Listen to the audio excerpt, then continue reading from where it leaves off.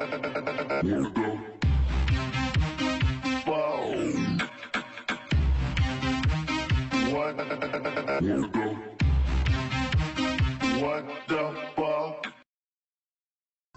a stunning article by Catherine Schulz in the New Yorker this week. And frankly, if I lived right now in the Pacific Northwest, I'd be considering moving.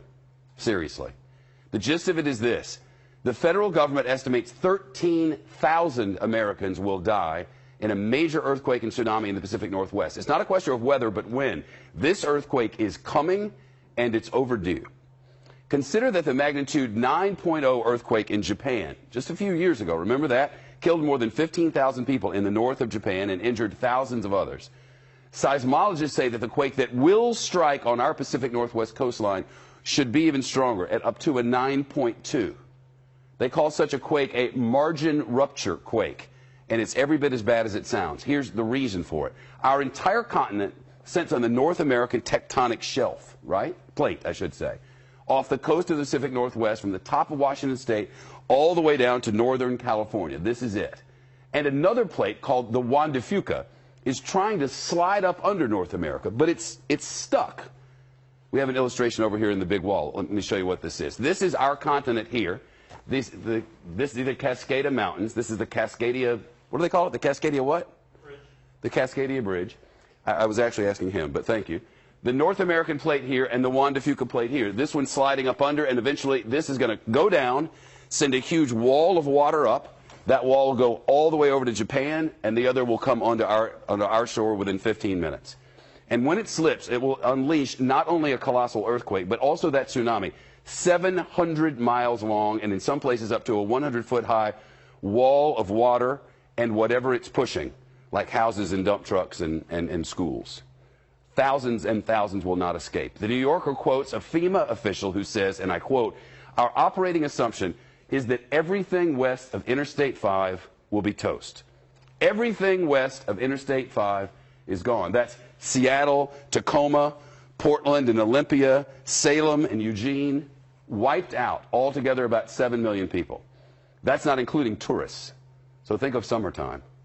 The New Yorker reports that FEMA calculations indicate the disaster will damage or destroy about 1 million buildings, including 3,000 schools and 1/3 of all fire stations.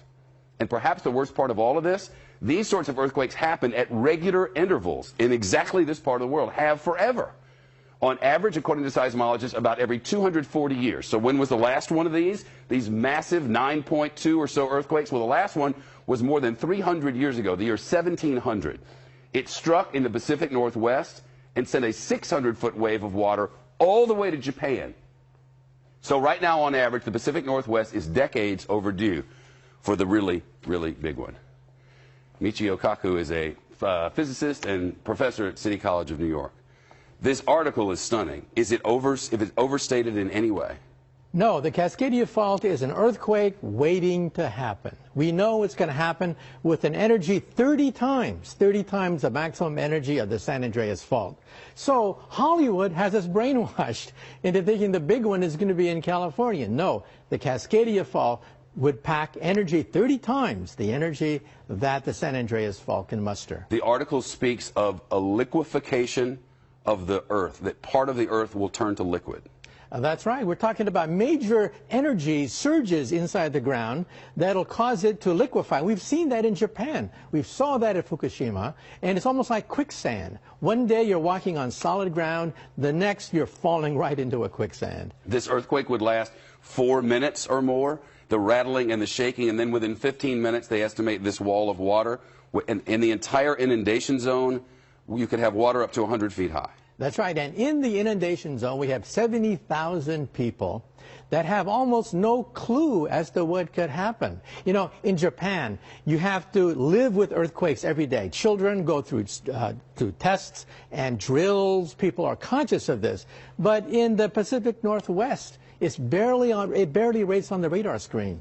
There's something that happens before the shaking that we can sense, that sensors can pick up. That's an early warning system that they have all over Japan, especially in the north and in the Tokyo area. They've been trying to get it push through, look for money for it in the Seattle-Tacoma area, nothing. That's right. Before the earthquake actually hits, there's a compression wave that is detected by animals, for example. Animals start to act very strange, and we've seen that happen before earthquakes. And then a minute, 2 minutes later, boom, you head for the hills because there's nothing left to do except to go to high ground. You mentioned what this sort of event has caused in history. That's right. In the year 1700, there was a massive earthquake and tsunami which surged over Japan. And then running the videotape backwards, you can actually see that in 1700 it originated with a Cascadia fault. And then we physicists can calculate the energy, the magnitude, the dynamics once we got these two events linked together. And that was only done in the last decade or so. And you mentioned Mount Everest. That's right. Mount Everest is also created by the collision of two faults, just like what we have here.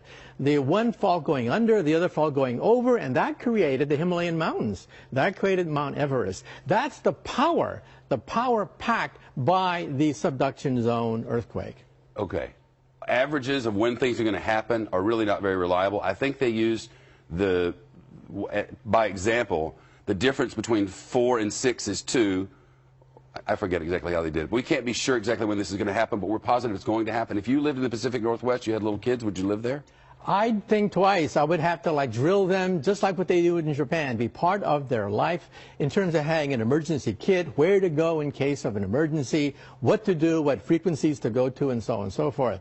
And by the way, we know that this is going to happen because by simply drilling into the seafloor, we can see evidence of ancient tsunamis going back 10,000 years. And we've known that how many over that period? 41. Which means that the time between the cycles is about 240 years. Wow. And it's been 315 years since the last big one. Now, of course, this is not rigorous, it's not absolute. But according to this figure, we could be overdue for another big one. Yeah, by many decades. It's nice to talk to you. Thank you. Really weird and scary. That's right. And, you know, within the lifetime of some of our viewers, they may see Seattle and Portland destroyed. It's a great article at the New Yorker. It's in this month's edition, and spectacularly well written. And the facts that go along with it they're really sort of mind-numbing. See you soon. Thank you. They've given me a few minutes just to talk to all of you in our NASA family about emergency preparedness. NASA recently participated in a FEMA exercise called Eagle Horizon that was a part of a continuity of operations and government exercise that we do annually. And I became aware of some things that concern me about our family preparedness, and I wanted to talk to you very briefly. You know, we in NASA, we're an incredibly unique organization. We're the only agency in the federal government that's responsible for the safety and well-being of people not only here on Earth, but off this planet. So my experience in the astronaut office, my experience as an active duty Marine, always talked about the importance of family preparedness and to make sure that we had a viable family support program. And I have concerns that ours right now is not as good as it ought to be. So what I'm asking all of you in the NASA family, whether you're out on the West Coast, here on the East Coast, along the Gulf Coast, up on the Great Lakes, think about the natural disasters that could occur in your area. Think about attacks that could come like 9/11 from outside forces, and talk to your family about your work and what they need to do to prepare for the unforeseen. Develop a family preparedness plan in your house. Have an emergency supply kit available. Most people who live along the Gulf Coast always have an emergency kit for hurricanes. I'm not sure whether people out on the West Coast think about earthquakes and the like, but have an emergency supply kit at your home. Think about a family communications plan. Where are we going to meet if an emergency occurs and we're all over town? What are we going to do? Are we going to call each other on the cell phone? Just think about those things. If you have pets, think about a pet preparedness plan. How are you going to make sure that they're taken care of when you're spread all over the place? And then if you have family members who have special needs preparedness.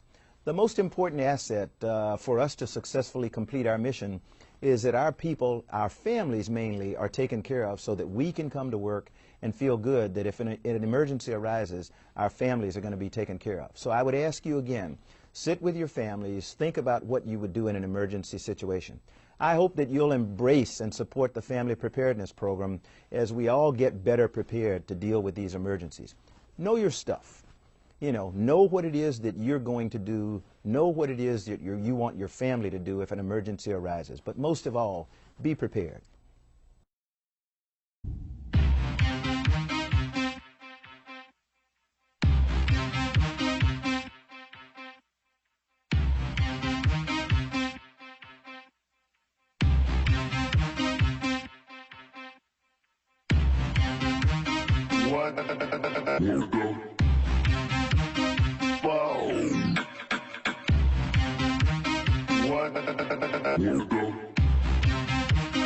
What the